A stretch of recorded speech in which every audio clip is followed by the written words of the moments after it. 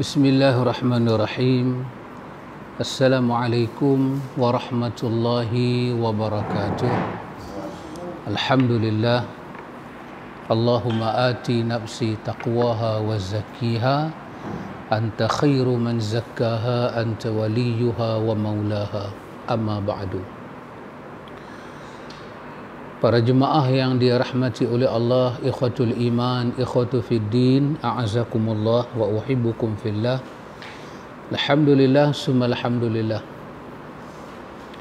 Biiznillah, ikhwatul iman, kita dapat menyambung perbincangan kita daripada teks yang kita pakai ini, penawar bagi hati.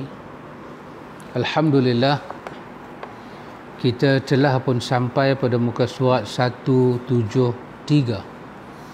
menyambung bab kita, bab yang kedua berkenaan dengan takut, al-khawf.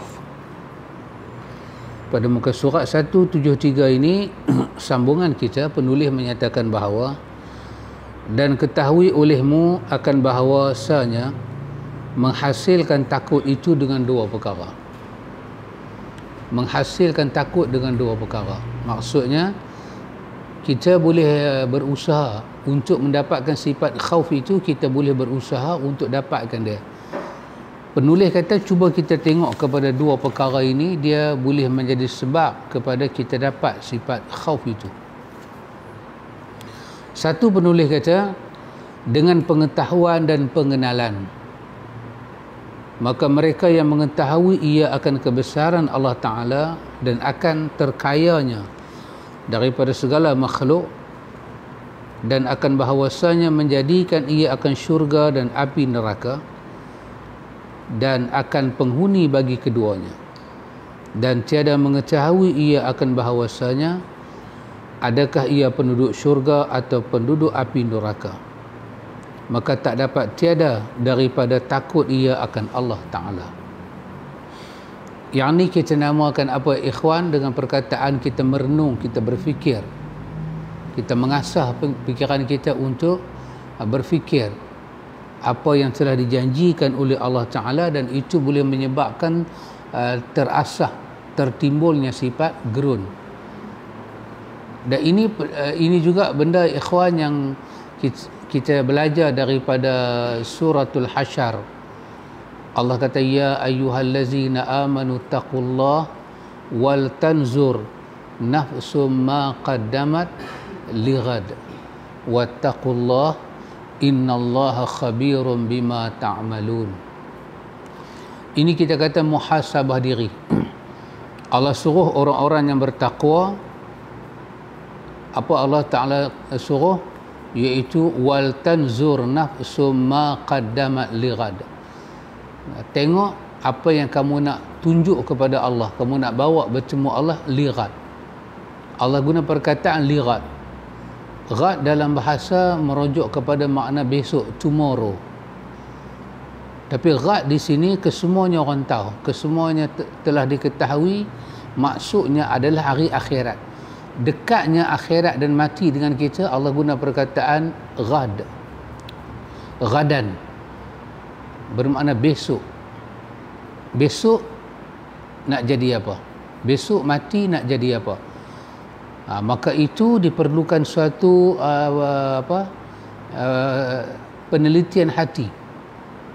Dalam ayat Allah Ta'ala menyatakan walakin ta'mal qulubul lati fis sudur. Ada penyakit ini, kata Allah, penyakit yang dibutakan itu adalah buta pada qulubul lati fis sudur, hati yang ada di dada mereka. Mereka ini la ta'mal absar, bukannya tak nampak mata, walakin ta'mal qulubul lati fis sudur. Maknanya hati itu tak boleh fikir, tak boleh memikir, tak boleh menghadirkan apa yang patut dia hadir, supaya benda itu menjadi benih untuk dia dapat sifat khauf itu. Yang kedua, penulis kata dengan memandang kepada sekalian mereka yang takut dan menilik akan kelakuan mereka itu dan dengar akan perkhabaran mereka itu. Ya, yang kedua, bagaimana kita dapat takut itu? Pertama, kita merenung kepada janji-janji Allah ni. Dan yang kedua, kita melihat kepada kehidupan orang-orang yang takut pada Allah. Pasal itu para ulama kita menulis Syiar Alam An-Nubala, Hilyatul Awliya. Ini semua buku-buku yang dapat kita baca menceritakan bagaimana kehidupan orang-orang dulu, kesalehan mereka, kewarakan mereka, macam mana hidup mereka. Walaupun kita baca tentang kehidupan para salihin, tetapi tentulah ikhwan, kehidupan yang pertama akan kita contoh adalah kehidupan para anbiya, para rasul. Itu nombor satu, qisasul anbiya. Maka Allah muatkan dalam Quran satu bahagian penting untuk menjadi ibrah kepada kita, iaitu qisasul anbiya. Maka Allah guna perkataan dalam surah Hud. Allah kata, wa kullan naqussu 'alaika min anba'i rusuli ma nuthabbitu bihi fuadak wa ja'aka fi hazihil haqq wa mau'izatan wa zikra lil mu'minin. Semuanya telah kami ceritakan kepada kamu, naqussu 'alaika bil haqq, dengan kebenaran. Iaitu Allah cerita pada Nabi kita Muhammad, cerita Nabi-Nabi dulu untuk apa? Nuthabbitu bihi fuadak, supaya hati menjadi, hati dapat kita kata apa? Sabat, keteguhan, hati kita kuat. Jadi penulis kata, pandanglah kepada kehidupan orang mereka yang takut pada Allah. Di kalangan hamba Allah ni yang takut pada Allah itu dikatakan para nabi, para rasul. Lepas tu turun ayat Quran. Ayat Quran menyatakan, innama yakhsyallaha min ibadihil ulama. Orang ulama, orang yang takut pada Allah.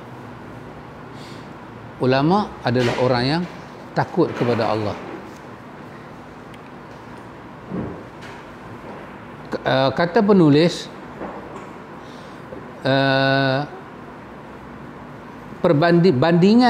bandingannya seperti kanak-kanak, tiada takut ia akan ulang, kerana tiada mengetahui ia akan bahawasanya ulang itu menyebabkan kebinasaan.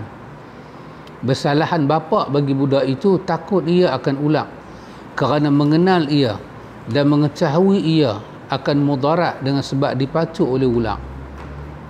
Tetapi apabila melihat kanak-kanak itu akan ayahnya takut akan ulang dan lari daripadanya dan gemetar badannya kerana melihat ulang itu, nescaya mengikut akan ayahnya pada ketakutan dan merasa ia di dalam hatinya akan takut, sekalipun tiada ada ia mengetahui akan sifat ulang. Kalau kita boleh dapat macam ni pun jadi dah. Kita tengok kepada kehidupan orang-orang yang takut pada Allah Ta'ala ni, macam itulah kita. Kita tengok orang-orang saleh, macam mana mereka boleh menangis. Orang-orang saleh, macam mana mereka bersedekah, mereka warak, mereka zuhud, mereka hidup. So kita tiru mereka. Orang-orang saleh ni, mereka sampai kepada hakikat warak. Mereka warak daripada hati perut. Kita punya peringkat baru nak tengok mereka, baru dapat suatu motivasi nak buat macam mereka. Penulis kata, kalau kita boleh dapat lagu tu pun sudah dikira kita macam berjalan kepada permulaan untuk dapat khauf kepada Allah. Walaupun kita tak tahu hakikat takut tu macam mana, kita belum rasa macam para anbiya rasa. Antum boleh bayang apakah yang dirasai oleh Nuh alaihi salam 950 tahun lama dia hidup berdakwah. Allah bagi pada dia qanaah, Allah bagi pada dia sabar. Allah Ta'ala bagi kepada Nabi Allah Nuh ini tak pernah putus asa, takut Allah. Jadi perasaan Nuh tu kita tak tahu macam mana, dia rasa. Adam, bila Adam buat dosa, Adam kata, Rabbana zalamna anfusana wa illam taghfir lana wa tarhamna lanakunanna minal khasirin. Macam mana Adam rasa? So, kita pun baca doa Adam. Kita baca, kita tengok pada makna dia, kita cuba menghayati. Walaupun kita tak sampai macam Adam, tetapi kita permulaan orang memakai asar, bekas-bekas perjalanan orang-orang yang Allah Ta'ala orang-orang yang Allah Ta'ala redha. Lepas itu seorang terkenal, dia menyebut, dia kata apa, dan ini disebut dalam semua kitab-kitab Tazkiyatun Nufus, menyebut tentang perkataan Al-Hakim ni. Dia kata apa? Dia kata, man khafa syai'an haraba minhu, wa man khafa Allah haraba ilaihi. Dia kata, man khafa syai'an, siapa yang takut pada sesuatu, hariba minhu, dia akan melarikan diri kepada benda dia takut. Kita tengok ular, kita takut, kita lari. Kita pun tak mau pergi ke ular, dan kita harap ular pun tak mai ke kita. Kita tengok polis, kita takut. Kita pun tak mau pergi ke dia, dan kita harap dia pun tak U-turn balik mai ke kita.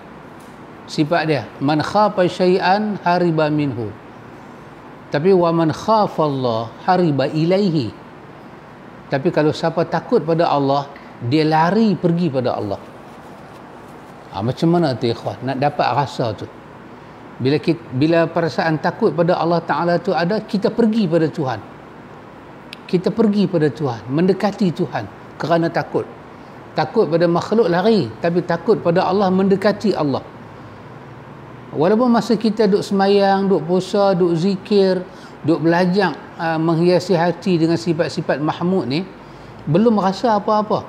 Tetapi itu dikatakan sebagai langkah kita yang dalam hadis kita duk baca, man salaka tariqan yaltamisu fihi ilman, salaka itu satu salik kita sedang melangkah kita punya manzil, kita duk up, duk naik. Nanti satu masa Allah Ta'ala bagi pada kita sifat khauf dengan penuh keikhlasan. Dan ini semua memerlukan mujahadah ikhwan. Jadi penulis kata, cuba tengok dengan dua perkara ni kita boleh dapat. Dan orang-orang yang telah bermujahadah dalam dunia tazkiyah ini telah pun dapat dengan dua perkara ni. Pertama, dengan merenung akhirat. Yang kedua, dengan banyak melihat potret-potret kehidupan orang-orang baik-baik ini, orang-orang saleh. Tapi orang soleh yang betul-betul soleh lah, bukan mitos, bukan cerita dongeng. Orang soleh betul. Kehidupan, pasal itu kita kena start dengan kehidupan para nabi, para rasul, para sahabat, para tabi'in. Itu cerita yang betul-betul wujud.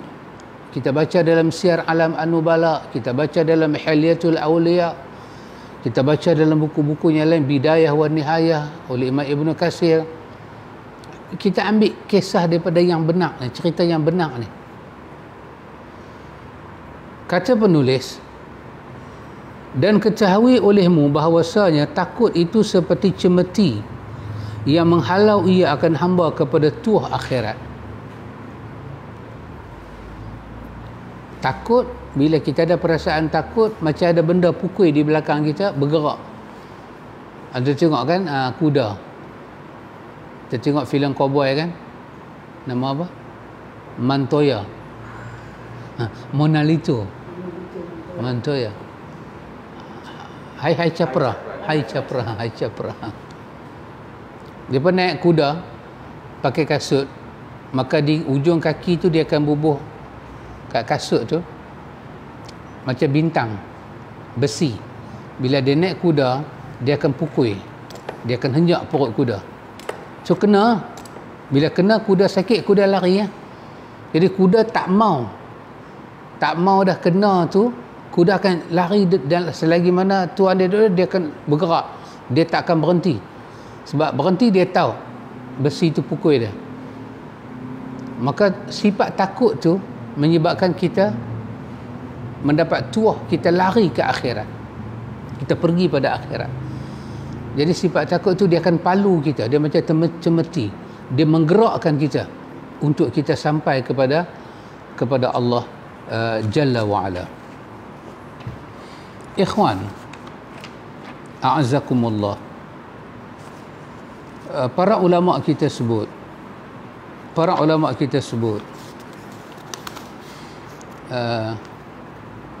sifat takut ni para ulama kita kata dia ada dua jenis.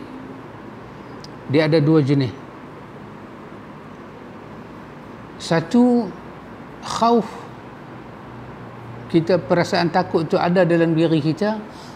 Jenis pertama, khauf apa dia? Khauf min iqabihi ataupun khauf min azabihi. Kita takut kepada khauf min azabillah. Kita takut pada azab Allah. Kerana yang buat azab tu Allah. Walaupun azab tu kita tak rasa lagi, tapi kita dah tak takut dah. Macam dia bagi contoh pertama tadi, kita tak tahu kita ni ahli nar ke ahli jannah ke, wal'ayazubillah min zalik. Tapi dah takut dah, tak mau kenar, tak mau masuk neraka, nak ke jannah. Bila ada perasaan kita nak pada syurga, tak mau sungguh-sungguh kepada neraka, bermakna seolah-olah macam benih takut tu dah ada. Ini bahagian pertama. Bahagian kedua, takut ini dikatakan takut yang ada dalam surah Fatir tadi ni, innama yakhshallaha min ibadihil ulama, iaitu takut yang pertama tadi, tapi dia diisi dengan perkara yang kedua. Apa dia? Dia takut pada Allah tu sendiri. Macam mana anda tengok, macam hidup kita ni, kita takut orang tu buat kita, tapi dia tak buat lagi. Tengok dia main, orang kata jangan main dengan dia. Kita tengok dia pun kita rasa kita duk bayang kemampuan dia. Dia ni kalau kata dia buat sungguh bagi kita kiang, kita seriau kat dia.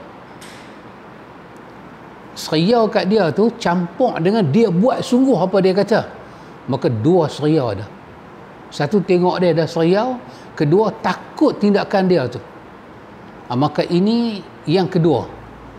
Yang kata innama yakhshallaha min ibadihil ulama, kerana ulama tu ada ilmu, dia tahu pasal Allah, dia tahu pasal diri Tuhan, sifat Tuhan, nama Tuhan, kebolehan Tuhan, kemampuan Tuhan. Dia tentulah orang yang takut Tuhan sangat dalam. Sangat dalam. Dua-dua ini dikatakan jenis apa? Jenis takut. Satu di antara dua ni kalau ada dalam diri kita, ikhwan, kita orang yang beruntung. Kita adalah orang yang beruntung. Kenapa, ikhwan? Ada satu cerita yang menarik disebut oleh Imam Ghazali dalam bab takut ni dalam Ihya. Iaitu sifat takut pada Allah Ta'ala ni, masa kita nak mati nanti, dia akan jadi nur. Dia jadi cahaya, yang cahaya itu memadamkan benda yang menakutkan di akhirat. Itu dalam ayat alla takhafu wa la tahzanu wa abshiru bil jannati allati kuntum tu'adun. Sifat takut tu, yang sifat takut lah ni duk ada. Ingat balik pelajaran kita yang sebelum ni, macam mana kita taat pada Allah, melaksanakan perintah Allah, di dalamnya ada sifat harap, menjauhi larangan Allah, di dalamnya ada sifat takut. Bila sifat tu duk ada, lepas tu malam ni pula kita belajar sikit, takut itu ada dua kategori. Satu, takut kerana memandangkan azab Tuhan, takut dengan azab Tuhan. Di situ juga kita takut tak dapat segala janji-janji Tuhan pada kita. Dan yang kedua, takut kepada Tuhan tu sendiri. Yang dalam hadis kan disebut tentang 7 golongan manusia mendapat naungan Allah pada hari tak ada naungan melainkan naungan Allah. Maka satu daripada 7 tu dikatakan siapa dia? Satu orang muda, datang perempuan yang cantik pada dia, offer dia berzina kan. Apa dia kata? Inni akhafullah, saya takut Allah. Dia takut Allah, dia takut balasan Allah, yang di dalamnya ada rasa malu pada Allah, dia stop. Ini isi kepada takut yang tinggi. Bila masa kita hidup ni ada sifat takut, masa kita nak mati tu, takut tu akan jadi nur, cahaya, yang cahaya itu disebut oleh Imam Ghazali dalam Ihya, yang cahaya itu menyebabkan terpadamnya bara api neraka. Padam, terpadam.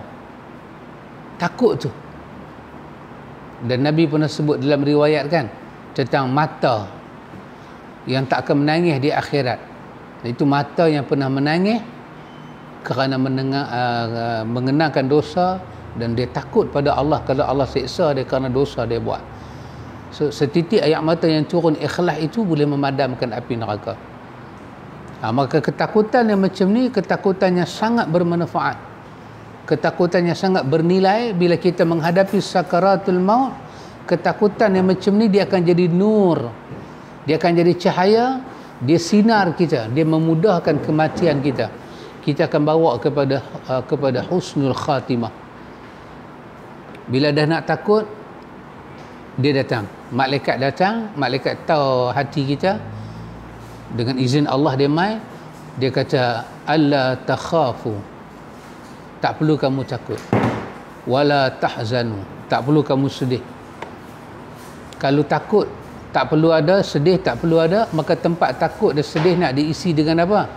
Wa abshiru bil jannah, diisi dengan tabsyir, dengan berita gembira, iaitu syurga yang dijanjikan. Bagi orang yang tak ada takut, apa akan terjadi pada dia? Ketika dia melalui husnul khatimah, kita kena tahu, bagi kita kata li'annal mar'i yamutu ala asha alaihi. Ini perkataan Imam Ghazali. Kita kena tahu bahawa setiap orang dia hidup, dia akan mati berdasarkan bagaimana hidup dia. Yamutu ala asha, yamutu, dia akan mati di atas apa? Asha, di atas cara dia hidup. Jadi antum bayang, dia tak pernah takut pada Allah, tak pernah takut, dan dia pun tak pernah ada muqaddimah takut. Tiba-tiba dia bertemu dengan sakaratul maut. Mungkinkah dia boleh hadirkan rasa takut pada Allah dalam masa yang singkat itu?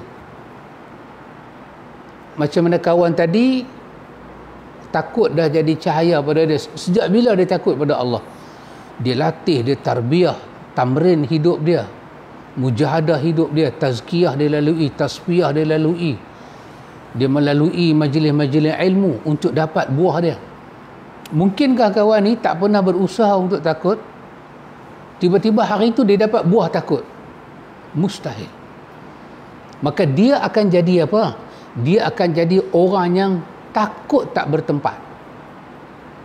Maka inilah ketakutan yang membawa padah kepada manusia.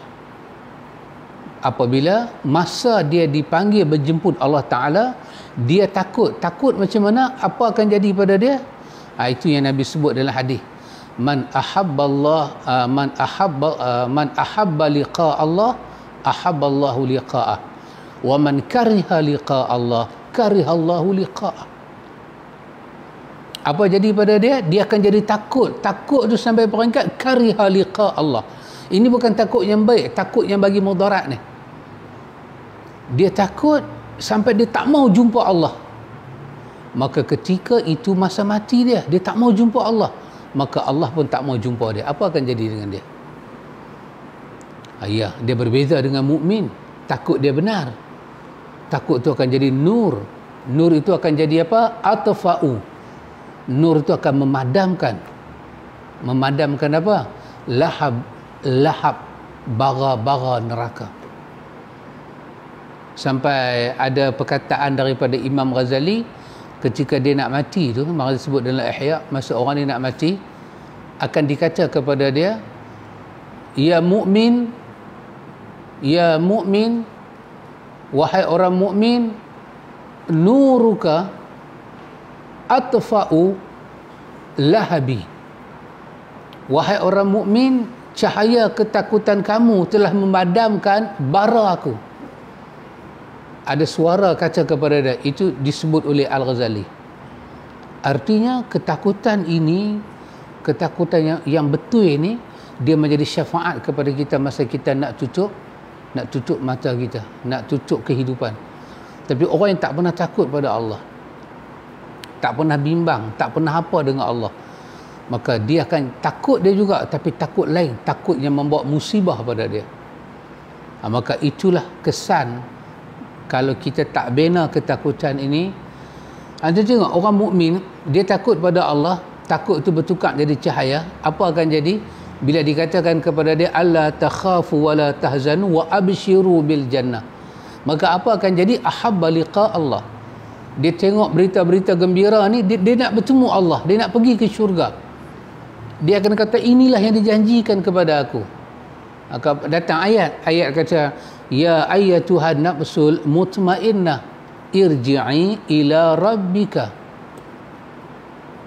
irji'i ila rabbika. Wahai orang yang mutmainnah, jiwanya mutmainnah, dikatakan kembalilah kepada Tuhan kamu dalam keadaan apa? Radiyatan mardiyah, dua-dua pihak redha. Maka takut itu, takut yang disebut tadi, wa man khafa Allah hariba ilaihi, takut yang menyebabkan dia nak pergi pada Tuhan. Dia takut terlepas, tak berjumpa. Aku takutlah, takut apa? Takut tak jumpa dia. Dia ni pula takut apa? Aku takutlah, takut apa? Takut jumpa dia. Kan beda. Maka dia ni takut bila busyra bi'azabihi wa sakhatihi, kita tengok bahasa dia, digembirakan dia juga dengan apa? Dengan hasil pencarian hidup dia. Murka Allah, kemarahan Allah, kebencian Allah. Maka pada masa tu dia takut. Takut apa? Takut nak pi pada Allah. Maka Tuhan pun tak suka nak ambil dia. Tetapi masa dah sampai, dia kena balik. Maka itulah datang perumpamaan. Maka dicabut roh dia seperti mana datang perumpamaan dalam hadis Tirmizi. Tapi hadis ini hadis yang dhaif. Dikatakan aku tak suka matinya seperti mati seekor kaldai. La uhibbu mautan ka mautin himar. Ditanya macam mana matinya seekor kaldai, dikatakan mautul faja'ah. Dia mati dalam keadaan mengejut, dia tak bersedia nak mati, tapi malaikat paksa juga dia balik ketemu Tuhan. Takut juga, tapi takut yang tak baik ni. Maka ikhwatul iman, karena itu Allah Jalla wa'ala cerita kepada kita dalam ayat dia, dalam Al-Quran, bagaimana Allah Ta'ala campakkan sifat takut kepada hamba dia. Allah telah bagi satu rezeki kepada hamba sifat takut. Tuhan kata bila sifat takut dia ada, Allah kata tengok masa dia baca doa. Allah kata tengok masa dia baca doa dalam ayat 16 surah Sajdah. Allah kata tengok dia, tatajafa junubuhum 'anil madaji'i yad'una rabbahum khaufan wa tama'a wa mimma razaqnahum yunfiqun. Allahu akbar. Allah kata dia sanggup tengah malam dia menjauhi rusuk dia daripada tempat tidur, dia jauhkan rusuk dia. Tatajafa 'anil madaji', dia jauhkan tempat tidur tu dengan perut dia. Maksudnya dia bangkit sembahyang. Dia bangkit macam mana? Yad'una rabbahum, dia sembahyang. Yad'una rabbahum, dia doa pada Tuhan dia. Macam mana dia baca doa? Tengok, khaufan wa tama'a, dengan penuh takut dan penuh sungguh-sungguh mengharapkan hak dia doa tu Tuhan dia bagi kat dia. Wa mimma razaqnahum yunfiqun. Sebelah siangnya pula, ataupun sebelah besoknya pula, ataupun sebelum dia tidur siang tadi dia hidup, dia tak berkira dengan apa yang Tuhan bagi, dan infak untuk mencari doa yang makbul di sisi Tuhan dia. Yang inilah ikhwan, jangan dilupakan ketika berdoa. Inilah yang saya katakan 8 tahun sudah. Yang video tu baru keluar hari ni. Video 8 tahun sudah. Saya katakan bahawa berdoa pada Tuhan dengan pakai nada rap ni tak masuk dengan ayat ni. Bukan kata nada rap ikhwan.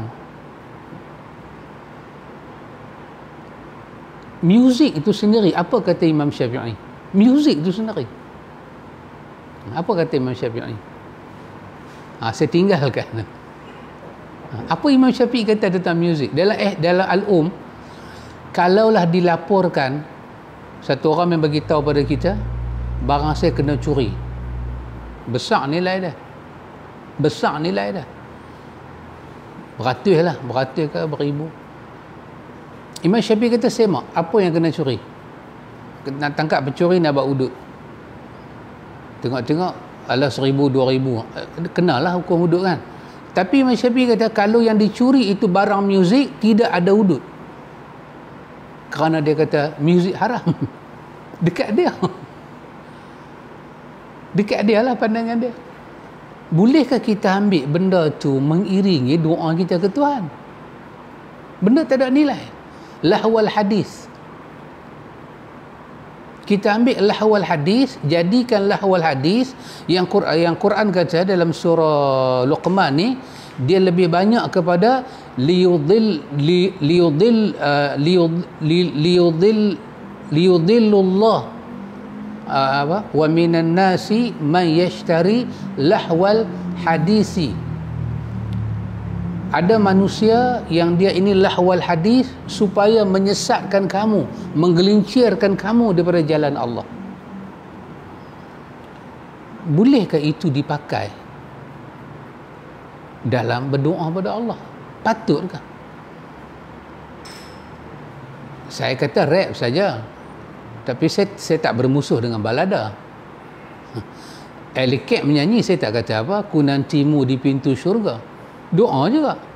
Ya doa. Saya tak kata apa, tapi sekurang-kurangnya kita dengar syahdu tu ada.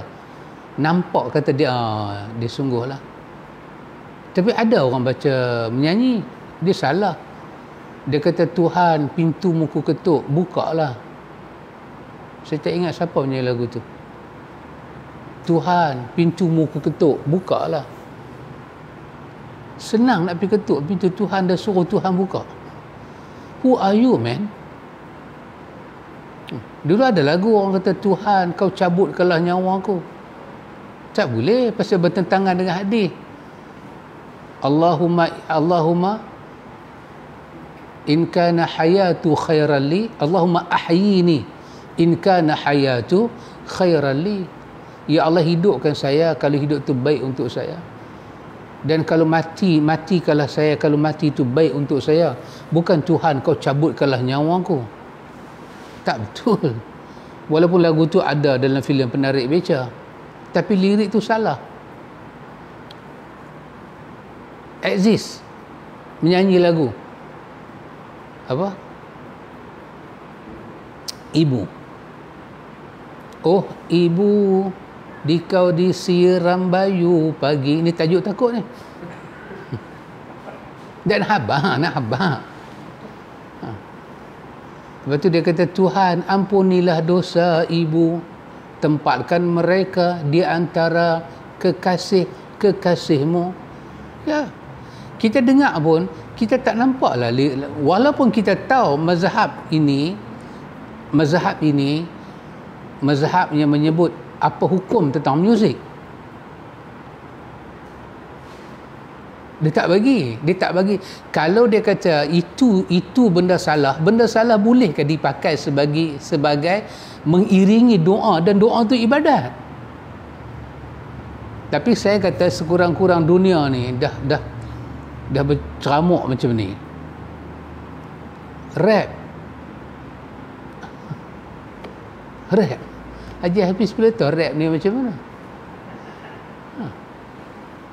Di mana kita nak masuk dengan ayat ni? Soal kita ini artis ke, kita ini orang seni ke? Seni macam mana kita sekalipun, doa adalah ibadah. Dia bukan masalah peradaban, dia masalah asas yang kena simpan dalam kepala otak ni apa? Asas dia apa dia? Ad-du'a huwal ibadah. Kalau Allah tak mau dengar doa kita, tak akan ada ayat ud'uni astajib lakum. Kalau kita berdoa boleh sesuka hati, tak akan ada ayat doalah kepada Allah dengan apa? Dengan khufiyah. Dengan apa? Suara yang rendah, dengan suara yang pelan, dan apa? Dan merendah diri pada Allah. Allah sendiri aja. Allah sendiri aja. Allah gambarkan dalam ayat ni tentang manusia, wa yad'una rabbahum khaufan wa tama'a. Mereka doa pada Allah dengan takut. Takut apa ikhwan? Dalam ayat lain dalam surah Al-Anbiya 90, Tuhan kata apa? Wa yad'unana raghaban wa rahaba.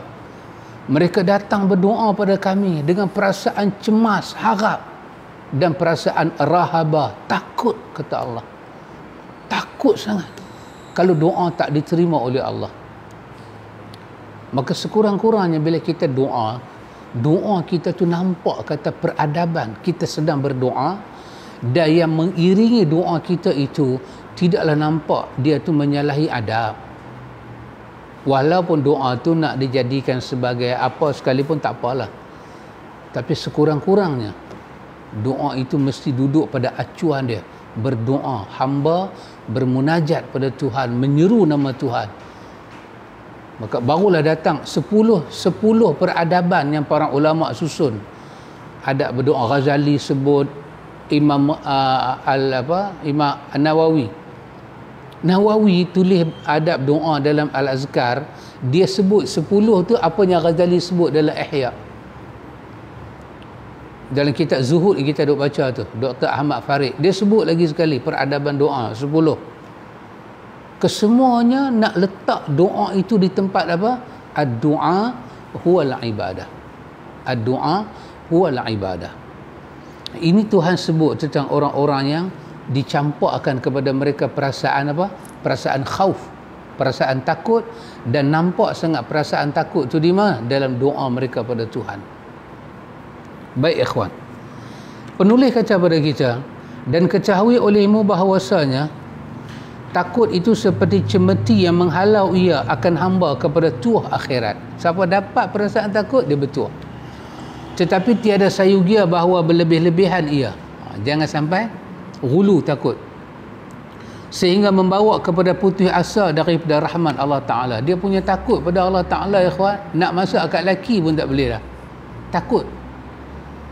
Kalau saya bila petik api gas tu, ternampak api neraka, hangit nasi. Laki balik lapang. 3 kali dia buat lagu tu, laki tak rimbas dengan periuk tu. Yang ni dia masuk apa? Dia masuk takut yang mencederakan dunia kita. Ini nama dia ghulu. Takut tu betul, tapi dia dah terlajak. Mesti dia dapat bimbingan. Kerana yang demikian itu dicela. Tengok, takut macam tu sampai merosak hidup kita, dicela.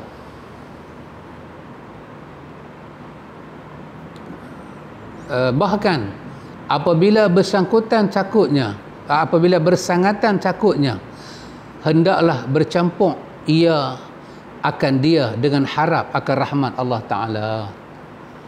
Pasal tu sifat takut, penyejuk kepada sifat takut adalah sifat harap, raja, sifat harap. Sifat sabar, sifat harap, itu adalah sifat yang kena apik dengan sifat takut. Ya Allah, saya takut sangat ni, dia sampai jantung dia jadi. Maka dia kena imbang dengan sifat harap. Kecuaian kita ni, sifat apa? Jangan putus asa daripada rahmat Allah.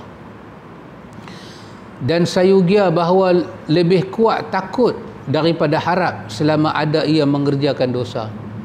Bagi orang yang banyak buat dosa, sifat takut tu kena lebih banyak daripada sifat harap. Adapun orang yang taat, yang tiada ada maksiatnya, maka sayugia sama banyak oleh takutnya dan harapnya. Ya. Seperti Umar radhiyallahu an, dia berkata, ini perkataan daripada Sayyidina Umar. Apa kata Sayyidina Umar? Sayyidina Umar kata, jika diseru, Sayyidina Umar kata, jika diseru, launu dia, jika diseru, hendaklah masuk syurga sekalian makhluk kecuali seorang lelaki-lelaki. Nescaya aku takut bahawa adalah aku demikian itu lelaki-lelaki. Dan jika diseru, hendaklah masuk api neraka oleh sekalian makhluk kecuali seorang lelaki-lelaki. nescaya aku harap bahawa adalah aku demikian itu lelaki. Tengok ikhwan, macam mana sifat takut dia dan sifat harap dia pada Allah dia imbang. Sayyidina Umar kata, kalau diseru pada aku liyadkhulun nar, law nudiya liyadkhulun nar, kalau ada suara akhirat kata masuk dalam neraka, semua masuk dalam neraka, kullun nas illa rajulan, semua orang masuk neraka kecuali satu orang, rajulan wahidan ni. Dia kata la rajautu an akuna ana zalika rajul, aku harap laki-laki yang dikatakan tak masuk neraka tu aku harap sangat itulah aku.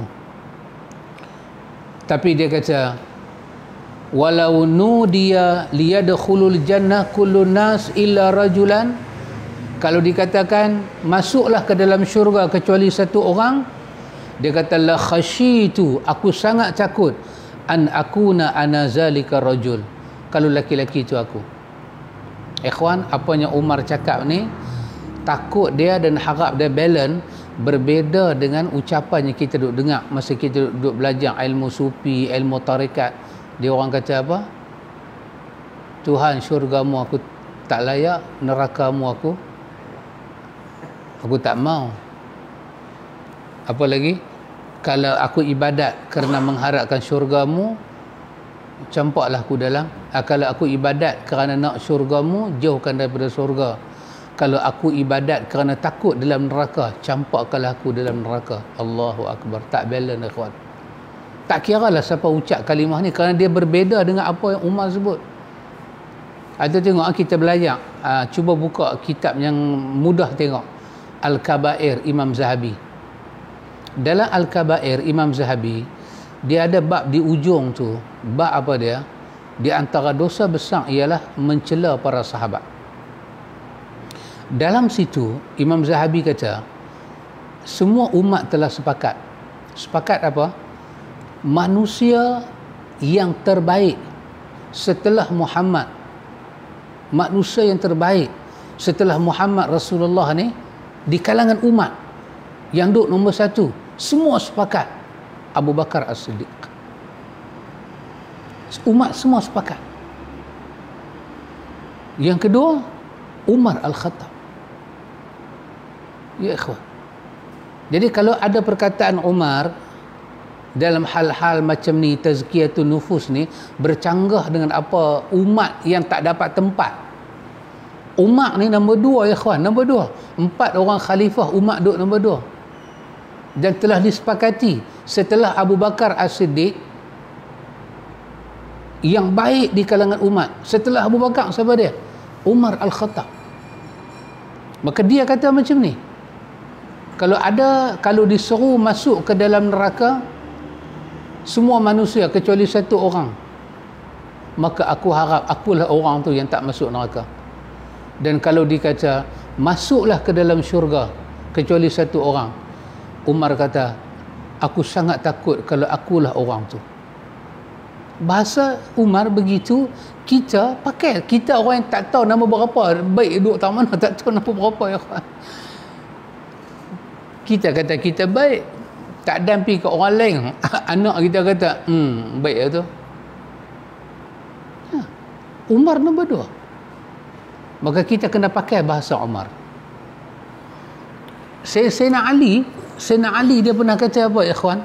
Dia ketika dia kata li ba'dhi waladi, dia kata kepada sebahagian anak-anak dia kata pada anak-anak dia, dalam diri kita ni ada rasa takut pada Allah. Takut apa? Takut dengan satu keadaan. Dia kata lau ataitahu, dia kata tara khaufan tara annaka lau ataitahu bihasanatin ahli al-ardi lam yataqabbalaha minka warjullah raja'a tara lau annaka ataituhu bisayyiati ahli al-ardi ghafaraha laka. Sayyidina Ali radhiyallahu anhu kata apa? Takut. Dan cuba kamu tengok, apabila kamu datang kepada Tuhan dengan semua kebaikan-kebaikan ahli al-ardi, tiba-tiba tunjuk pada Tuhan kebaikan sebanyak tu, lam yataqabbalaha minka, Tuhan tak terima apa-apa pun. Kena takut, dia kata. Dia kata warjullah raja'a, kamu kena harap sungguh dengan pengharapan yang kuat pada Allah. Cara tengok, lau annaka ataitahu bisayyiati, kamu datang kepada Allah dengan kejahatan ahli bumi, ghafaraha laka, Allah ampun. Allah ampun kamu. Allah terima kejahatan kamu semua, Allah ampun. Kena harap macam ni dan kena takut macam tadi. Kena takut kalau Allah tolak amalan kita, kena harap Allah bagi keampunan pada kita. Itu pesan Sayyidina Ali kepada anak cucu dia. Itulah nama dia, takut yang seimbang, ikhwan. Dan adapun apabila hampir ia akan mati, maka bermula harap dan baik sangka dengan Tuhannya lebih utama baginya, kerana sabda Nabi sallallahu alaihi wasallam, la yamutanna ahadun minkum illa wa huwa yuhsinu dhanna billahi. Jangan mati seorang kamu pada suatu kelakuan daripada segala kelakuan, melainkan pada kelakuan membaikkan ia akan sangka dengan Allah Ta'ala, dengan bahawa harap ia akan rahmat dan maaf Allah Ta'ala, kerana ketika hampir mati itu tiada faedah baginya takut. Ya, Nabi kita, siapa-siapa yang nak mati, ingatlah pada masa dia nak mati, baik sangka sangat pada Allah. Inilah ulama kita kata, ikhwan, ulama kita kata dosa yang paling besar, yang paling takut, dan dia merupakan penyakit hati, iaitu apa dia? Buruk sangka pada Allah. Lebih-lebih buruk sangka pada Allah masa nak mati. Dia problem dia pada ikhwan, manusia susah nak dapat baik sangka masa nak mati kalau hidup dia dipenuhi dengan buruk sangka pada Allah. Tadi Imam Ghazali sebutkan, li'annal mar'i yamutu ala ma'asha alaihi. Manusia akan mati di atas bagaimana dia hidup. Dia hidup dengan buruk sangka, tak pernah dengar tu, tak pernah dengar ni. Dan dia mati pun dalam banglo besar dia. Satu pendakwah pun tak pernah masuk, dia pun tak pernah tinggal banglo dia pergi mengaji. Siapa nak bagi tahu kat dia masa tu baik sangka pada Allah? Dan ulama kita kata, senikmat-nikmat benda ada dalam hati kita pada masa kita nak mati adalah baik sangka pada Allah. Tengok, sebab dalam hadis kudusi Allah Ta'ala kata apa? Allah di sisi hamba dia seperti mana sangka hamba dia. Ya. Masa kita nak mati, kita sakit, kita kata, ya Allah, gamak hamba aku sakit lagu ni, hang tak sayang kat aku. Tiba-tiba dengan ayat tu mati. Buruk sangka daripada Allah. Buruk sangka ni dosa besar, ikhwan. Penyakit yang paling susah nak ubat adalah buruk sangka. Saya nak bagi tahu, ya ikhwan, agama ni ajak kita. Masa dululah kita duk belajar bab jenayah, bab hudud ni. Dululah tak belajar dah kan, dulu perjuangan kita pun hudud kan, lah tak dengar dah lah. Dalam hukum hudud, satu orang yang bagi tahu dia nampak orang zina, apa dia kena buat? Dia yang nampak orang zina ni, apa dia kena buat? Tuan, saya nampak orang berzina, saya nak laporkan. Kawan yang terima laporan tu, dia kena buat apa? Minta video. Mana video? Dia saya bawa video, saya ambil gambar. Video nombor 2, nombor 3. Dia kena bawa 2 biji mata, lagi 2 biji mata, lagi 2 biji mata, campur 2 biji mata dia. Berapa? 8 biji mata. Nampak, bukan dengar, bukan remang-remang, bukan samak-samak, tapi nampak dengan naked eyes. tanpa rabun, batang celak masuk dari lubang celak. 8 biji mata nampak clear, baru boleh angkat nama mereka berzina. Tak kalau 80 rotan disediakan pukul belakang kawan yang kata zina ni. Dia panggil hadul qazaf. Moral daripada undang-undang ni apa dia, ikhwan? Bahawa manusia, benda dia tengok pun dia tak boleh percaya. Dia kena percaya pada wahyu lagi. Wahai benda tu dia tengok dengan mata, tak boleh percaya lagi. Jangan percaya apa yang kita tengok. Itu clear kita tengok. Dah kena panggil mata orang lain tengok. Yalah, tara saya nak panggil orang lain tengok, daripada sudah. Kalau daripada sudah, sudah. Ha? Habis saya tengok maksiat, habis ada situ. Perlu angkat? Tak perlu angkat. Nabi bukan tengok. Orang tu mai jumpa Nabi, ya Rasulullah, saya zina. Nabi kata, hang cium dia kot. Dah, saya zina. Hang peluk dia kot. Dia nak habaq lagi. Nabi kata, sudah. Waktu sembahyang dah masuk, jom kita pergi sembahyang. Dia nak habaq lagi. Nabi kata, bukankah anda sembahyang? Kebaikan itu memadamkan kejahatan. Yang tengok dengan mata pun tak boleh percaya kat mata, tambah yang dengar dengan telinga. Tengok kita kalah. Wahai zaman ni kita kata ada video. Ya, video dipanggil qarinah, bukti sampingan. Bukti setelah ada 2 biji mata, 2 biji mata, 2 biji mata, 2 biji mata, bolehlah bawa video. Sebab 2 biji mata ni tak boleh nak edit. Dia memang nampak betul. Video ni, ikhwan, berapa banyak pemimpin dunia kena muka orang lain, badan orang lain. Dunia muka betul, bahkan suara pun orang boleh lekat suara. Kalau sebiji macam mana tuan punya suara cakap, tengok-tengok orang lain. Ya, ikhwan, agama ajak kita percaya ke Tuhan lebih daripada percaya pada panca indera. Tapi kita gagal. Maka Allah kata, tajuk kita bercakap ni, janganlah satu orang tu bila dia nak mati, dia buruk sangka pada Allah. Bahkan wahwa yuhsinu dhanna billah, dia kena baik sangka pada Allah. Kenapa, ikhwan? Kerana ketika itulah tanda orang yang takut pada Allah. Ini diriwayatkan oleh Imam Ahmad, Muslim, Abu Daud, Ibnu Majah daripada Jabir. Dan bahawasanya harap itu menyalahi ia akan cita-cita, dengan bahawasanya harap itu bergantung hati dengannya digemari pada hasilnya pada masanya akan datang, serta berusaha ia pada sebab bagi hasilnya. Dia kata harap, sifat harap ni, kita kata sifat raja' ni, dia berbeza dengan cita-cita. Sifat raja' itu apa dia? Sifat raja' itu adalah mengharap, hati bergantung dengan suatu usaha yang baik yang akan dia tuai, yang akan dia dapat pada masa depan, pada masa akhirat. Macam mana? Dengan dia berusaha sekarang. Quran kata, fa iza faraghta fansab wa ila rabbika farghab.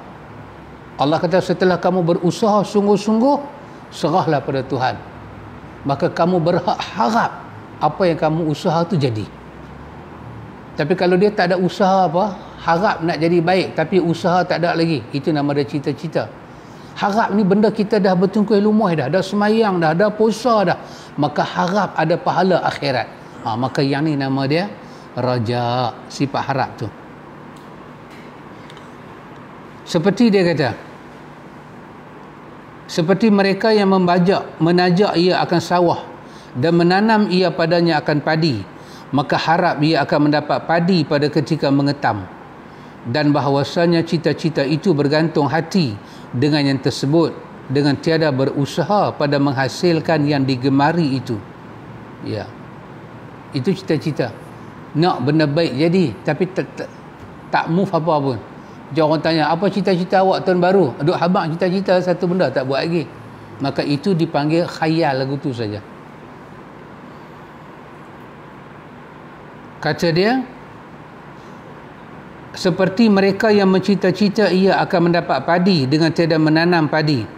atau bercita-cita ia akan mendapat anak dengan tiada ia berkahwin kerana perbezaan yang tersebut.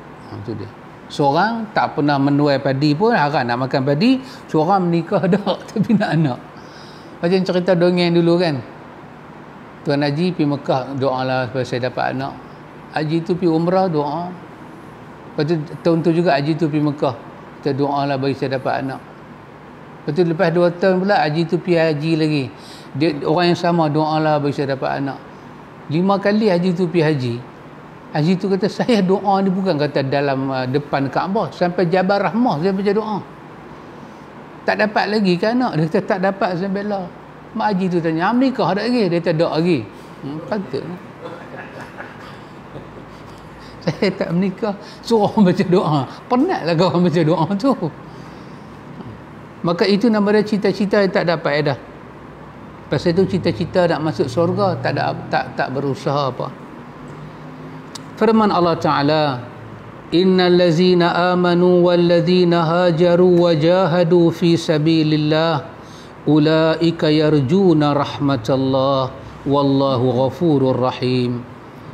Bahwasanya mereka yang beriman dan mereka yang berpindah daripada negeri kufur kepada negeri iman dan bersungguh-sungguh mereka itu pada meninggikan agama Allah Ta'ala, bermula mereka itu harap akan rahmat Allah Ta'ala, dan Allah Ta'ala amat pengampun lagi amat kasih sayang. Tengok apa ayat ni nak bagi tahu.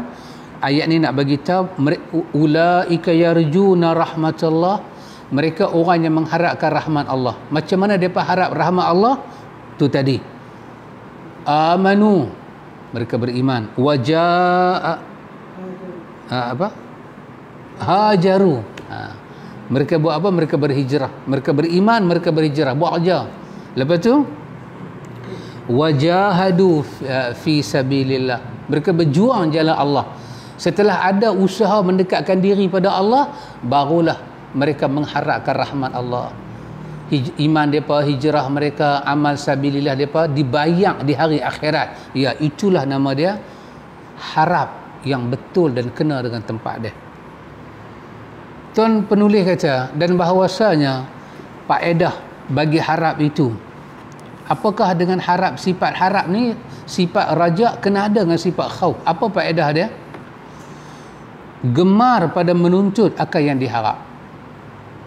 Bila kita padukan sifat harap dengan sifat raja, sifat harap ni, sifat raja ni, sifat harap, dia menyebabkan kita memburu benda yang kita nak tu dengan bersungguh-sungguh. Dan faedah bagi takut itu, gemar pada lari daripada yang ditakut itu. Kita takut supaya Allah, kita takut kalau Allah azab kita di hari akhirat. Apa faedah dia? Kita akan lari daripada semua benda menjadi penyebab kita akan diazab di hari akhirat. Sifat harap menyebabkan kita memburu apa yang kita nak di hari akhirat, benda-benda yang menggembirakan. Sifat khauf, kita lari daripada nak menerima di masa depan hak buruk tu. Barang siapa takut dan barang siapa harap ia akan sesuatu, nescaya menuntut ia akan dia. Dia pergi cari benda dia nak. Barang siapa takut akan sesuatu, nescaya lari ia daripadanya. Dan sekurang-kurang pangkat takut itu barang yang menyebabkan ia akan meninggalkan dosa dan berpaling daripada dunia. Ni sekurang-kurang makam takut. Tinggal dosa dan kita tak memburu dunia lebih daripada kita buru akhirat. Dan barang siapa tiada menyebabkan akan demikian itu, maka ia perkhabaran hati, bukan takut. Siapa tak dapat lagi benda tu, ikhwan?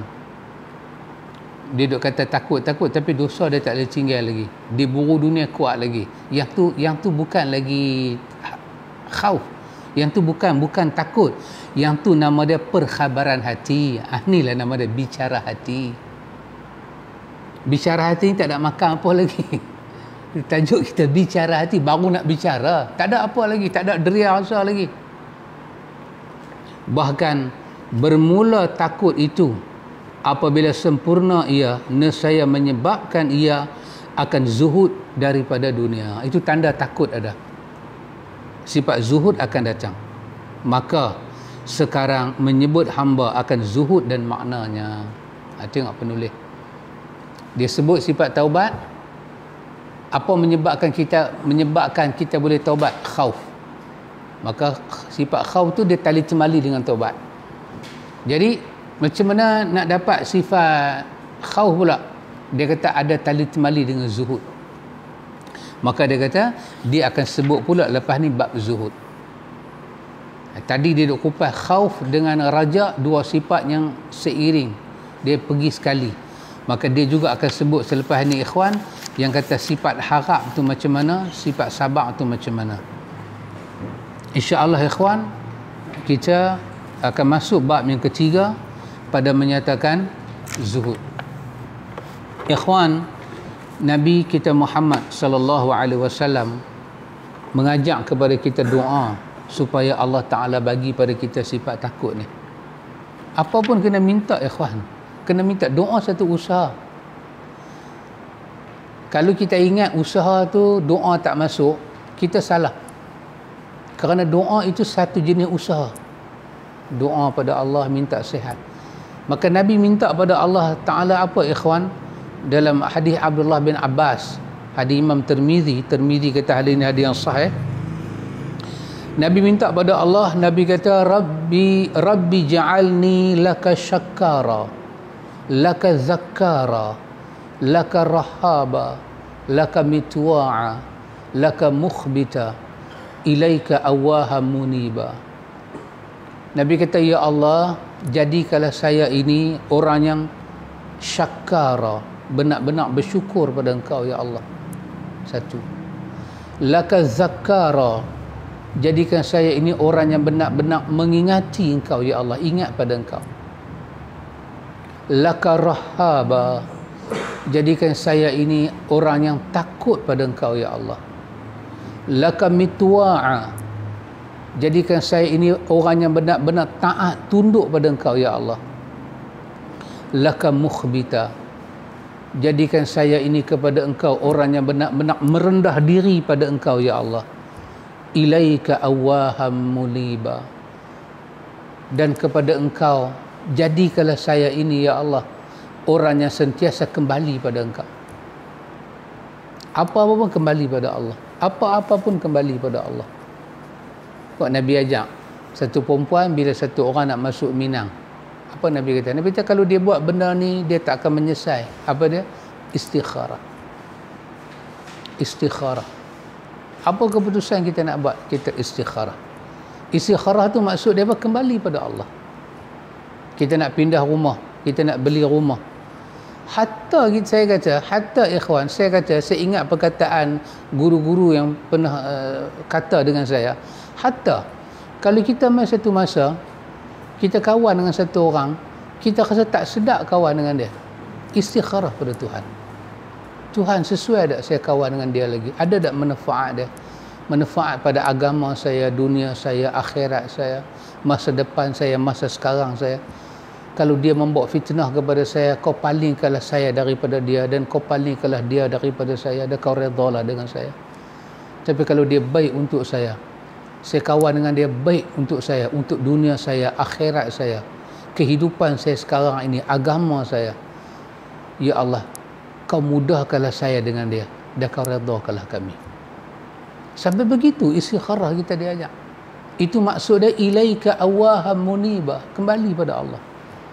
Jadi Rabbi ja'alni laka syakkara, laka zakkara, laka rahaba, laka mitwa'a, laka mukhbita, ilaika awaham muniba.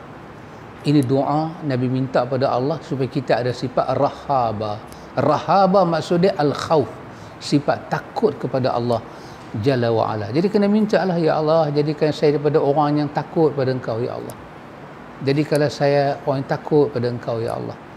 Maka Allah akan jaga kita dunia sampai akhirat kita insya-Allah. Insya-Allah ikhwan, bicara hati kita akan menyambung bab yang ketiga pada menyatakan zuhud. Apa itu zuhud? dan dia ada kena mengena dengan sifat khauf. Insya-Allah ikhwan, semoga diberkati oleh Allah dunia sampai akhirat. Wa ilal liqa, hayakumullah, barakallahu fikum. Subhanakallahumma wa bihamdika asyhadu an la ilaha illa anta astaghfiruka wa atubu ilaik. Wassallallahu ala nabiyyina Muhammad walhamdulillahi rabbil alamin.